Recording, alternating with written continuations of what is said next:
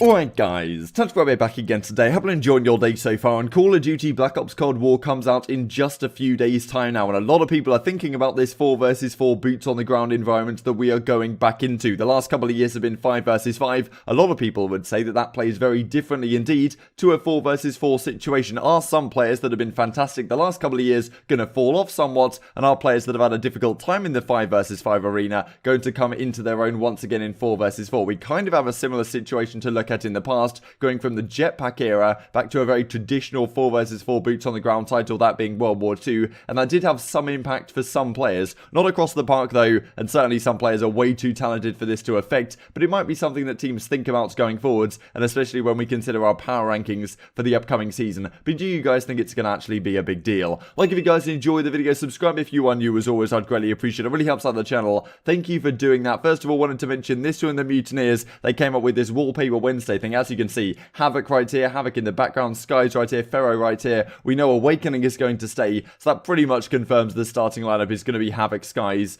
Pharaoh, and Awakening in my eyes, as we kind of expected for a while. That hasn't been officially confirmed yet. Not sure why though. Why would you release that tweet and not just confirm the roster? Who really knows what's going on? Krun at CDL Intel tweets this out as well, so some users are being allowed to preload Black Ops Cold War early, and well, he says it is the case for him, so campaign 1, etc. So this is all happening right now. The game comes out on the 13th, so 8 days time from when this video is being recorded, and let's talk about this whole situation then. So I thought this was pretty cool. Seattle Surge is definitely one of the teams people are looking at thinking, okay, is this team going to be fantastic in a 4 versus 4 situation, or are they going to struggle? Like, because they're 2 SMGs in theory. Of course, you've got Looney in this clip using an STG, but you've got Pristini and Looney, and the question is, okay, compared to Simp and Abizi, Envoy and Scump, like all these other great SMG duos, are these guys being able to, are these guys going to be able to compete, right? But in a game like World War II, especially, Looney was a very serviceable player, a very useful player on that Rise Nation team that did win so many events throughout that season. So really a big question mark right here, and you can see it especially with this Seattle Surge roster, right? You've got Looney and Pristini, and that's the question mark. Can these guys compete with the other SMG duos? I would hazard to guess that in a 5 versus 5 situation where you have a +1 on this team,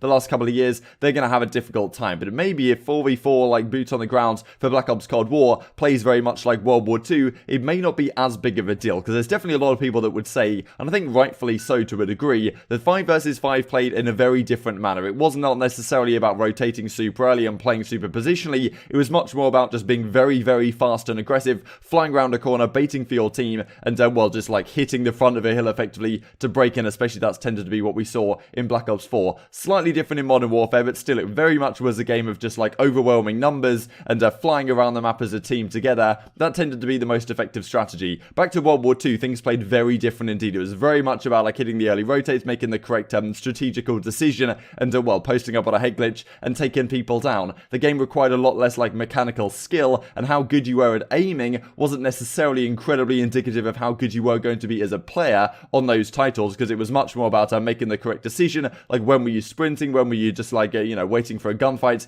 These type of decisions made a lot more impact on how good players were at the game, rather than just flying around the map and having incredible gun skill. So we kind of saw a similar thing going from the jetpack era, which generally was about how good your gun skill was, back to World War II, to what we're seeing now. You could argue with 5 versus 5, yes, it was boots on the ground, but it was a lot about, especially Black Ops 4, and we saw this in Modern Warfare as well. People just flying around the map and just snapping on people looking for gunfights. That was the best way to play the game, because you needed to be quick, you needed to make that space. And of course, like pace and making space for the rest of your team is still important, but the first player in had to do that on a regular basis in this previous title, and whoever your first player in was, if they had a great snappy gun skill, like a guy like Abizi, your team's going to be fantastic, right? And we saw similar things with other teams as well. Is that effect diminished when we go into Call of Duty Black Ops Cold War? That is certainly a question that could be asked, because you got this team, right? Simp, Abizi, Celium, and Arsady. Simp and Celium have not really played professional Call of Duty at a top tier level in a 4 versus 4 game. Of course, Arsady has been around a while. Abizi played on Enigma 6 in World War II, so he has had some experience, but not an incredible amount. And Simp and Celium, they've only been around really in the 5 versus 5 environment. Simp's first ever event was CWL London in Black Ops 4, where of course he had a fantastic finish out to the season, winning the Stage 2 playoffs then after they fell short at London, and then winning the World Championship just after that. So remarkable career he's had. I'm not doubting by any means these guys are going to be a fantastic team,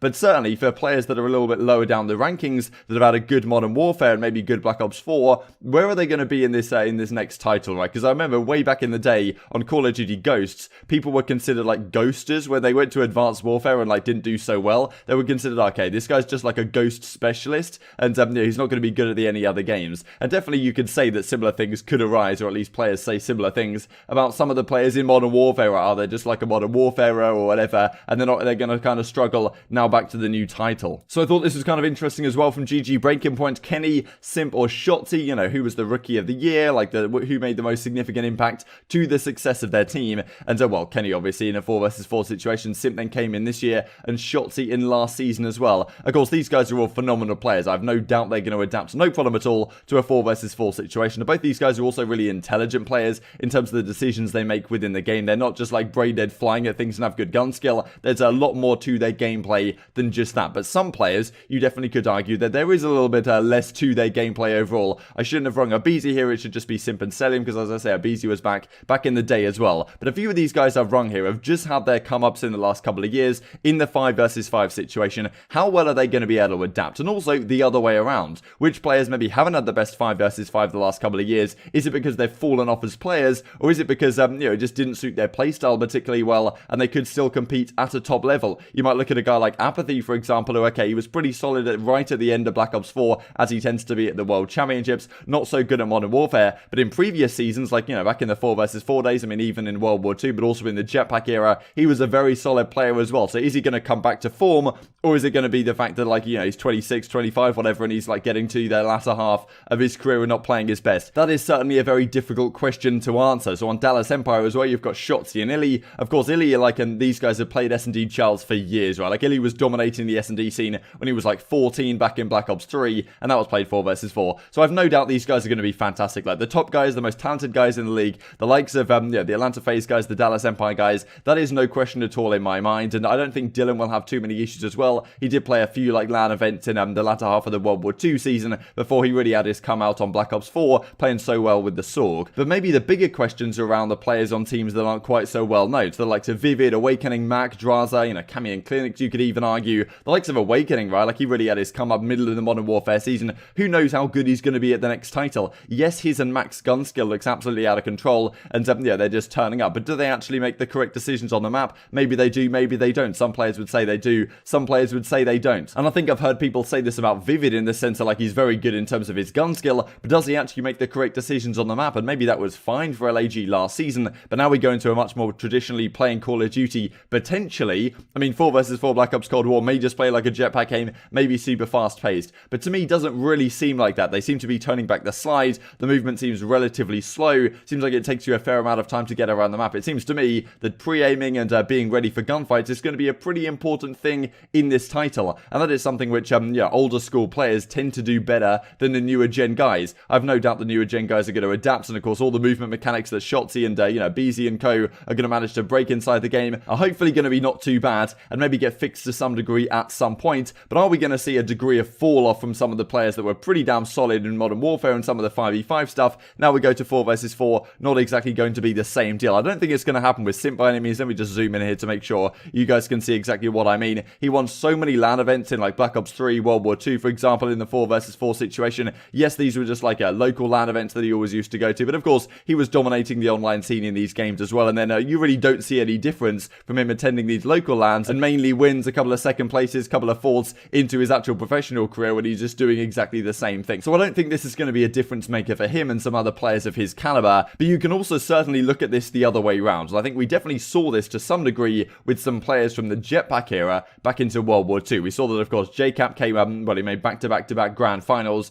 at the World Championships in the Jetpack games, but it was no secret that in Infinite Warfare it wasn't his best title, and at the World Championships he had a pretty bad grand finals, let's just say, against Ultra Gaming. However, next year he comes back with a 1.0 KD. A lot of people would have looked at JCap here and said, okay, he's washed, he's washed up, there's nothing you can do, he's just past his best, he just needs to retire. However, going into World War II, actually won an event at CWL Birmingham on Luminosity that year, had a very good team at the World Championships to come top 6, they could have even done better, and he was a very serviceable player with a 1.0 KD. We see a similar thing with Aches, right? He goes through the Jetpack era, not having the best games at all, 0.98, 0.86, 0.85 at the World Championships, comes back to World War II, 1.04 at the World Championship, right, and wins the whole event. So, you've got to say that there's definitely some elements of players that, maybe were great back in the day, as you can see with Jacob, especially a 1.37 from Aches here at the 2014 World Championships in Ghost, and we see a 1.31 KD here from Cap back in the days, so So then, okay, he falls off for a bit, but actually when the game becomes much more traditional boots on the ground World War II style, then he actually recovers to a quite significant degree. Are you going to see that again with these players this time around? And are you going to see the opposite effect with some of the other guys?